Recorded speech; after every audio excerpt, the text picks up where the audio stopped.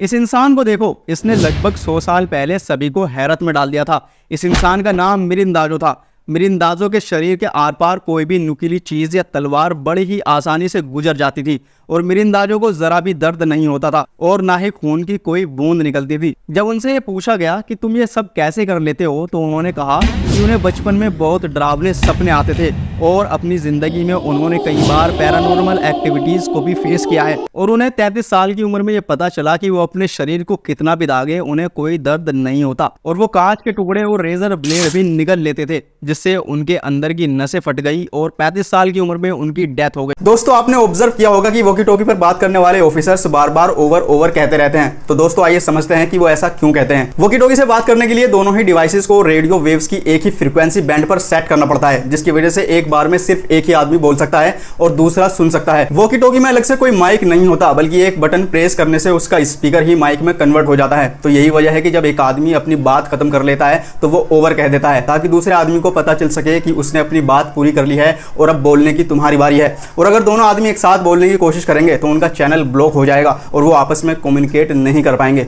दोस्तों, क्या आपने कभी सोचा है कि हमें रात को सोते वक्त सपने क्यों आते हैं? हालांकि वैज्ञानिक इस राज को पूरी तरीके से सॉल्व नहीं कर पाए हैं, लेकिन वैज्ञानिकों का कहना है कि दिन के समय जो कुछ भी आप करते हैं वो आपके ब्रेन में एज ए मेमोरी सेव हो जाता है। हमारा अनकॉन्शियस माइंड सोते वक्त उन मेमोरीज को स्कैन करता है और आपके और उन मेमोरीज के बीच के संबंध को मजबूत बनाता है, ताकि हम लोग अगले दिन उस मेमोरी को अच्छी तरीके से इस्तेमाल कर पाएं। जैसे मान लीजिए आपने आज गाड़ी चलाना सीखा, तो जब आप रात को सोओगे तब आपका अनकॉन्शियस माइंड गाड़ी चलाने की जो स्किल है उसे और भी ज्यादा मजबूत कर देगा, ताकि आप गाड़ी को और भी अच्छी तरीके से चला पाएं। जब ये सब प्रोसेस हमारे ब्रेन में चल रहा होता है, तब हमारा अनकॉन्शियस माइंड हमें अलग अलग इमेजेस दिखाता है और हमारा ब्रेन उन मेमोरीज को इमेज से समझाने की कोशिश करता है। मॉडर्न साइंस ये कहती है कि ड्रीम्स हमारे अच्छे के लिए होते हैं, क्योंकि जब हम ड्रीम्स देखते हैं तो उस टाइम हमारा अनकॉन्शियस माइंड हमारी मेमोरीज को हमारे साथ जोड़ने की कोशिश करता है। रात को ज्यादा देर तक मोबाइल देखने के बाद आखिर हमारी नींद कहां गायब हो जाती है? हमारी आंखों के अंदर मौजूद रेटिना से गैंग्लियन नाम की कोशिकाएं जुड़ी होती हैं। ये कोशिकाएं रेटिना पर पड़ने वाली लाइट के आधार पर दिन और रात का पता लगाती हैं और ये इंफॉर्मेशन ब्रेन तक पहुंचा देती हैं और इस इंफॉर्मेशन के बेस पर हमारे ब्रेन में मौजूद पीनियल ग्लैंड मेलाटोनिन नाम का हार्मोन रिलीज करता है, जिससे हमें नींद आने लगती है। लेकिन रात के टाइम मोबाइल देखने से मोबाइल के अंदर से निकलने वाली नीली रोशनी हमारी आंखों के रेटिना पर पड़ती है, जिससे गैंग्लियन कोशिकाओं को लगता है कि अभी रात नहीं हुई है और वो ब्रेन को सिग्नल भेज देती है कि अभी तो दिन ही है और रात नहीं हुई है, जिससे हमारे ब्रेन से मेलाटोनिन हार्मोन निकलना बंद हो जाता है और हमें नींद नहीं आती। हमारा ब्रेन इतना पावरफुल होता है कि दुनिया की सारी किताबों को याद रख सकता है, लेकिन फिर भी आप कैसे भूल जाते हैं कि लास्ट टाइम आपने अपना पेन कहाँ रखा था? तो इसके पीछे की साइंस ये है कि हमारे ब्रेन के अंदर कोई भी मेमोरी न्यूरॉन के एक छोटे से ग्रुप में स्टोर होती है। इस ग्रुप को एनग्राम सेल कहा जाता है। हर एक मेमोरी एक अलग ही एनग्राम सेल में स्टोर होती है। ये एनग्राम सेल किसी भी एक मेमोरी को स्टोर करने के बाद डीएक्टिवेट हो जाते हैं और जब हमें फिर से वो मेमोरी रिकॉल करने की जरूरत पड़ती है तो एनग्राम सेल फिर से एक्टिवेट हो जाते हैं। लेकिन कभी कभी ये एनग्राम सेल उस वक्त एक्टिवेट नहीं हो पाते जब इनकी जरूरत पड़ती है और हमें लगता है कि हम वो मेमोरी भूल गए हैं। ये बिल्कुल ऐसा ही है जैसे कि आप किसी बुक को एक लॉकर में रख दो और वक्त पड़ने पर चाबी न मिले। दोस्तों, हमारे बहुत सारे डिवाइसेस में वायरलेस चार्जिंग आने लगी है, तो शायद आपको ये देखकर लगा होगा कि वायरलेस इलेक्ट्रिसिटी का इन्वेंशन अभी कुछ दिनों पहले ही हुआ है, लेकिन ऐसा बिल्कुल भी नहीं है, क्योंकि वायरलेस इलेक्ट्रिसिटी का इन्वेंशन निकोला टेस्ला ने 1895 और 1898 के बीच ही कर दिया था। टेस्ला का मानना था कि अर्थ और इसके एटमॉस्फेयर का इस्तेमाल करके इलेक्ट्रिसिटी को एक बहुत बड़े स्केल पर एक जगह से दूसरी जगह वायरलेसली ट्रांसफर किया जा सकता है। इसके बाद टेस्ला ने वर्ल्ड वायरलेस सिस्टम प्रोजेक्ट की शुरुआत की, जिसमें टेस्ला ने मैग्नेट का इस्तेमाल करके ऑस्किलेटिंग ट्रांसफॉर्मर का आविष्कार किया। यह एक ऐसी मशीन थी जो इलेक्ट्रिक पावर को हाई वोल्टेज और हाई फ्रीक्वेंसी पर प्रोड्यूस करता था, जिसे आज टेस्ला कॉइल्स के नाम से जाना जाता है। टेस्ला ने एक छोटा सा प्रोटोटाइप बनाया और दुनिया को इलेक्ट्रिसिटी को वायरलेसली ट्रांसफर करके दिखाया, लेकिन बाद में अमेरिका में महामंदी आ गई, जिसके बाद अमेरिका ने बहुत सारे प्रोजेक्ट्स पर रोक लगा दी, जिसमें टेस्ला का वर्ल्ड वायरलेस सिस्टम प्रोजेक्ट भी शामिल था। दोस्तों, देश और राष्ट्र दो ऐसे शब्द होते हैं जो बहुत ही ज्यादा कंफ्यूजन क्रिएट करते हैं और इनका अर्थ भी एक ही माना जाता है। चलिए आज हम जानते हैं कि देश और राष्ट्र में क्या फर्क होता है। सबसे पहले देश की बात करते हैं। देश जमीन का एक ऐसा हिस्सा होता है जिसकी अपनी एक सरकार होती है, राष्ट्रपति होता है और नागरिक होते हैं। किसी एक देश की सीमाएं बदली जा सकती है। एक देश का मुख्य उद्देश्य अलग अलग जाति, धर्म और अलग अलग संस्कृति के लोगों को एक बाउंड्री के अंदर बांधना होता है। इसी के साथ साथ इन लोगों के बीच आपसी व्यवहार, व्यापार और मान मर्यादा को कायम रखने की जिम्मेदारी भी देश की ही होती है। देश का अपना एक कॉन्स्टिट्यूशन होता है जिसे मानना हर एक इंसान की जिम्मेदारी होती है। वहीं अगर हम राष्ट्र की बात करते हैं तो राष्ट्र लोगों का एक बड़ा सा समूह होता है जो खासतौर पर धर्म, भाषा, रीति रिवाज और संस्कृति के आधार पर बना होता है। एक राष्ट्र की कोई भी जियोग्राफिकल बाउंड्रीज नहीं होती और वहां का कानून किसी एक धर्म के कानून पर आधारित भी हो सकता है। एक देश के अंदर अलग अलग राष्ट्र मौजूद हो सकते हैं जिनकी अपनी अलग अलग पहचान होती है। इसका सबसे अच्छा एग्जाम्पल है यूनाइटेड स्टेट ऑफ अमेरिका, जो अलग अलग राष्ट्र से मिलकर बना है। दोस्तों, ऐसा माना जाता है कि महान वैज्ञानिक एल्बर्ट आइंस्टाइन ने अपने 1920 के एशिया टूर के बाद अपनी डायरी में लिखा था कि हिंदुस्तान के लोग तो बायोलॉजिकली घटिया हैं।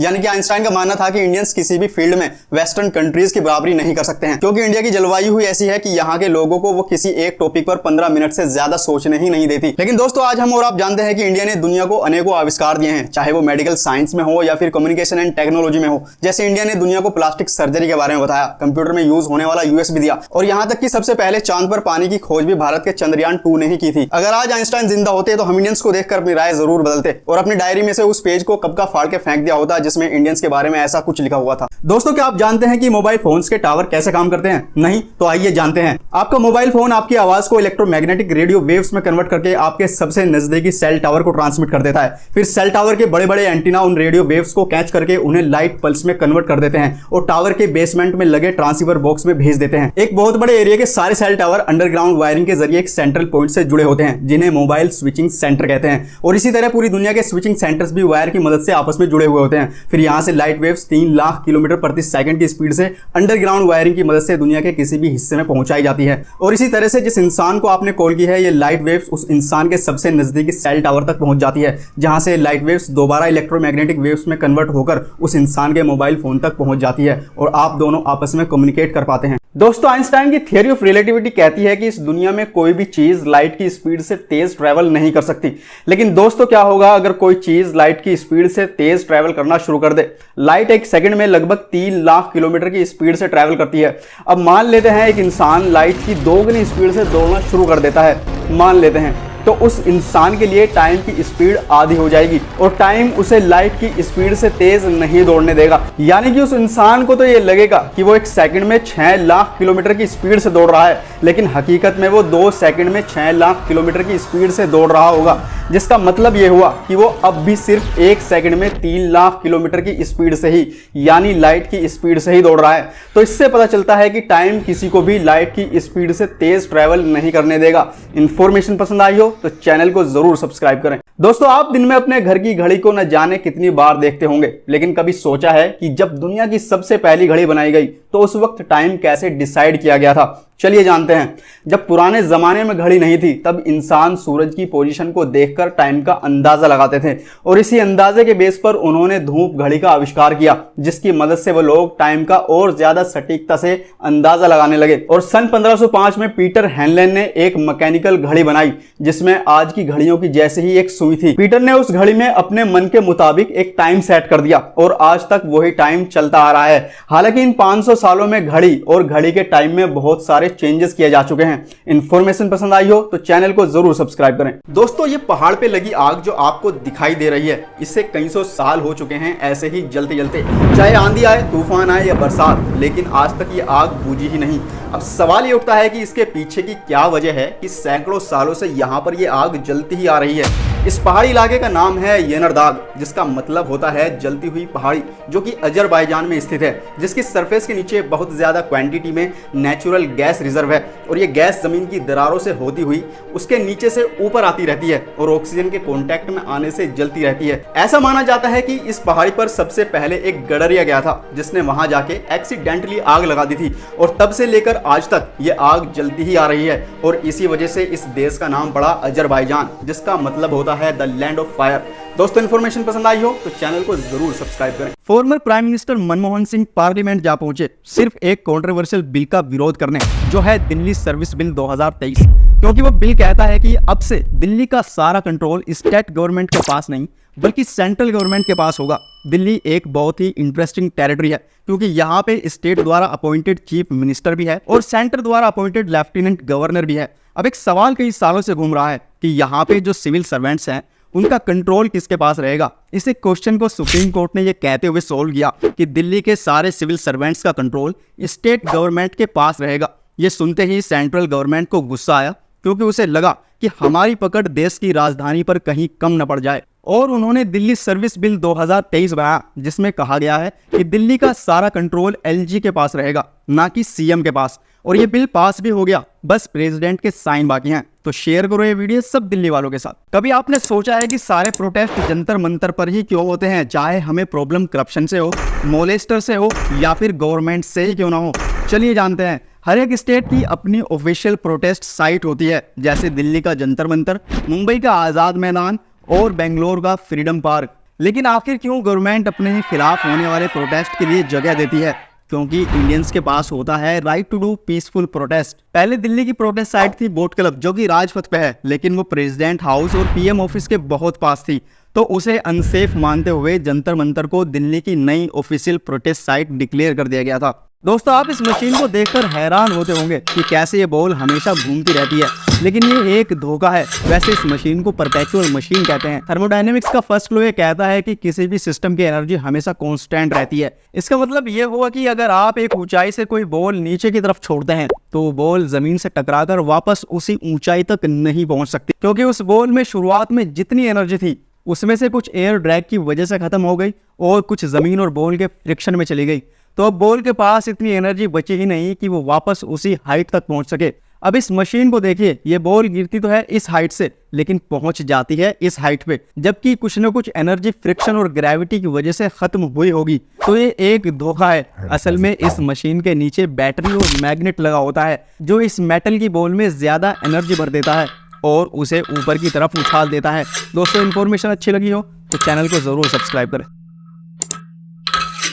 दोस्तों, एक बार ये लाइन सुनो। हिंदू बौद्ध सिख जैन पारसिक मुसलमान ख्रिस्तानी।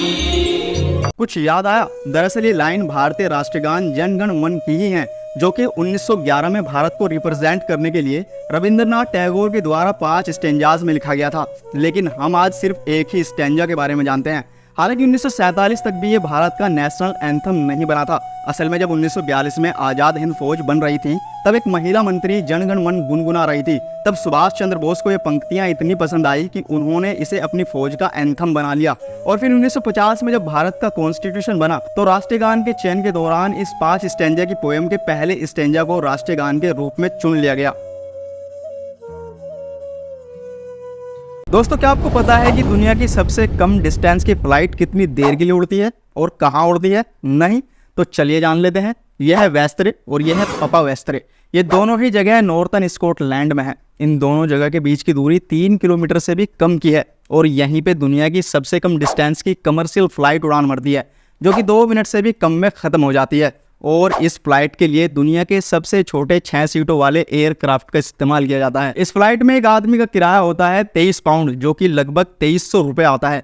एक बार तो इस फ्लाइट ने लोगों को सिर्फ 53 सेकंड में इधर से उधर पहुंचा दिया था, जिसने दुनिया की सबसे कम टाइम के लिए उड़ने वाली कमर्शियल फ्लाइट का रिकॉर्ड अपने नाम किया हुआ है। दोस्तों, हम सभी को बचपन से लेकर आज तक यही बताया गया है कि भारत के राष्ट्रपिता यानी फादर ऑफ नेशन है महात्मा गांधी। लेकिन क्या ये सच है? एक 10 साल की बच्ची को भी इस बात का प्रूफ चाहिए था कि महात्मा गांधी को फादर ऑफ नेशन का टाइटल किसने दिया, और इसी के चलते उसने एक आरटीआई फाइल की, जिसके जवाब में इंडियन गवर्नमेंट ने कहा कि हम महात्मा गांधी को फादर ऑफ नेशन का खिताब नहीं दे सकते, क्योंकि कॉन्स्टिट्यूशन का आर्टिकल 18 अबोलिशन ऑफ टाइटल के बारे में यह कहता है कि गवर्नमेंट मिलिट्री और एजुकेशन के अलावा किसी को भी कोई टाइटल नहीं दे सकती।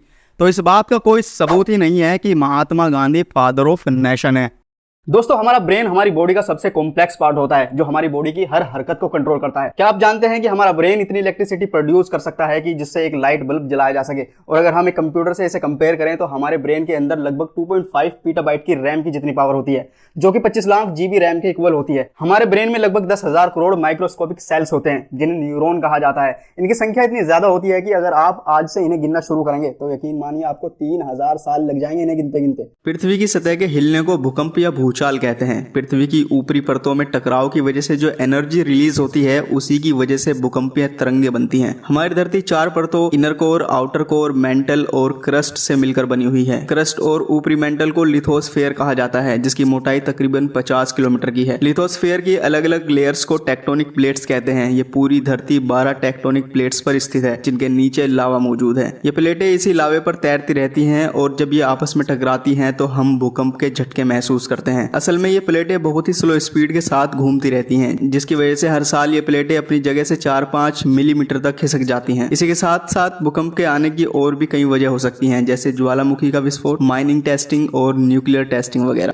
दोस्तों, क्या आप जानते हैं कि हमारी स्किन हर महीने एक बिल्कुल नई स्किन से रिप्लेस हो जाती है। दरअसल हमारी स्किन में सेल्स की कई लेयर्स होती हैं। स्किन के अंदर मौजूद ये सेल्स लगातार स्किन की सरफेस पर आने की कोशिश करती रहती हैं और सरफेस पर पहले से मौजूद सेल्स हर 28 दिन में रिटायर होकर हमारी स्किन से अलग हो जाती हैं और उनकी जगह नए सेल्स ले लेते हैं और इसी वजह से हमारी स्किन पर मौजूद कोई घाव अपने आप ही ठीक हो जाता है। हमारी स्किन की यह खूबी हमें लगातार बाहरी दुनिया से होने वाले नुकसानों से भी बचा के रखती है। दोस्तों, ऐसा माना जाता है कि समुद्र का कलर नीला इसलिए दिखाई देता है क्योंकि आसमान का कलर नीला होता है, लेकिन यह सच नहीं है। तो आइए समझते हैं कि समुद्र का कलर नीला क्यों होता है। जब पानी थोड़ा होता है और जब उसके मॉलिक्यूल्स पर लाइट पड़ती है तो पानी के मॉलिक्यूल्स ना के बराबर रेड लाइट के फोटोन्स को सोख पाते हैं और बाकी के कलर्स को रिफ्लेक्ट कर देते हैं, जिसकी वजह से उसका कलर भी ना के बराबर ब्लूइश हो जाता है। और चूंकि पानी कम क्वांटिटी में था तो उसका ब्लू कलर हमें महसूस ही नहीं होता। लेकिन समुद्र के पानी की क्वांटिटी बहुत ज्यादा होती है, जिसकी वजह से लाइट पानी के अंदर ज्यादा देर तक ट्रेवल कर पाती है और समुद्र के पानी के मॉलिक्यूल्स इतनी क्वांटिटी में होते हैं कि वो विजिबल लाइट में से